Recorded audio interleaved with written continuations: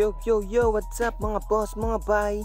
Here we go again. Kumusta? Sana all goods lang kayo dyan mga boss, mga bay. Unit for today, ADV 160. Literal na galing biyahe talaga si Bossing ano. At si Bossing pang pumunta dito sa atin mga boss, mga bay. At tara, simulan na natin mga boss. At heto na, dinadandahan ko na magbaklas para sa mga singit na ma-detail natin ano. Umat nga pala yung ADV natin today mga boss.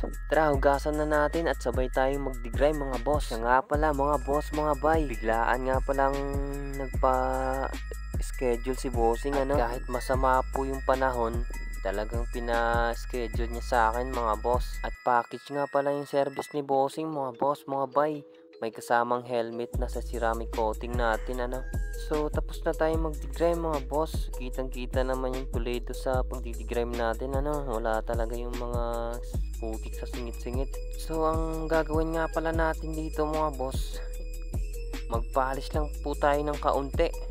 At dahil matte nga po yung ADV ni Bossing at hindi siya pwedeng popurohin ng polishing mga Bossing.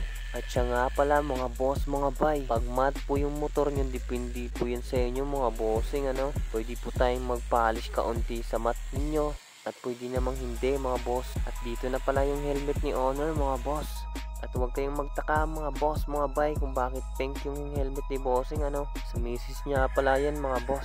At heto na mga boss, mga bay, tinatanggal ko na yung detailing tip at sabay prep na tayo para sa ceramic coating natin ano. So ganun pa rin tayo mga boss, mga bay, nasa 3 layers pa rin tayo sa ceramic coating natin ano. At pwede po kayong mag-comment sa video natin mga boss, mga bay.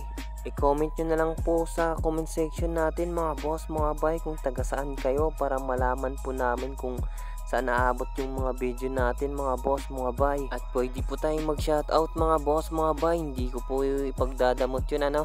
At maraming salamat po sa inyo lahat. So nandito na tayo mga boss, mga bay no. Lahat nga pala yan mga boss, sina-apply natin ng ceramic coating. Pati mga plastic mga boss, nilalagyan po natin yan ano. At pati nga pala yung ilalim yan mga boss, mga bay. Karamihan nga pala ng ADV 160 mga boss, kadalasan matte na yung lumalabas. Pero kung akong tatanungin mga boss, kung akong bibili, dapat glossy talaga. Ayoko ng matte mga boss eh.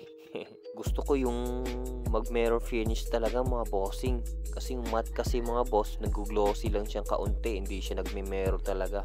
Ang glossy kasi pag kinat mo ng todo mga boss, lalo na pag puputokin mo yung pintura nun, ay talagang nagme-mirror finish yun. Sabay ceramic coating mo, talagang putok yun.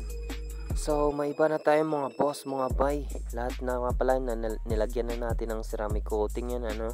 So nandito na tayo sa pangalawang patong na natin sa ceramic coating natin mga boss, mga bay. At hanggang dito na lang ako mga boss, mga bay.